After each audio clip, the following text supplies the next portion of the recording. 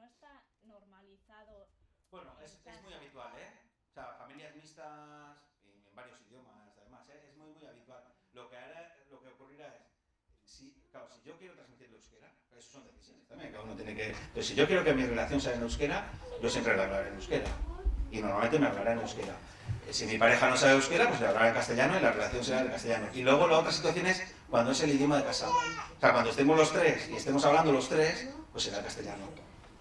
Pero diferenciamos enseguida las situaciones, ¿eh? Eso lo hacemos de un modo, todos, ¿eh? Lo hacemos de un modo automático. Es muy habitual. O sea, hacer ese tipo de cambios, estar hablando, girarte, si es una conversación de tres, eso es muy habitual. O sea, no hay ningún problema con eso, ¿eh?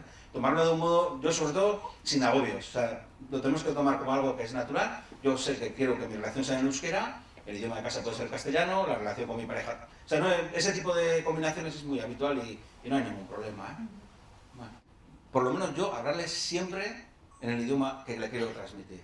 Pues si yo quiero que mi idioma sea el euskera, le hablaré siempre en euskera, aunque me conteste en castellano, o si mi idioma es otro, le hablaré siempre en ese idioma, aunque a veces me conteste en otro, y cuando consiga que me conteste en el idioma que yo quiero, darle refuerzos positivos. El felicitarlos, el animarlos, el que se den cuenta de lo que valoramos que nos hablen en ese idioma. Es un poco esta... Pero son situaciones habituales, bueno, habituales.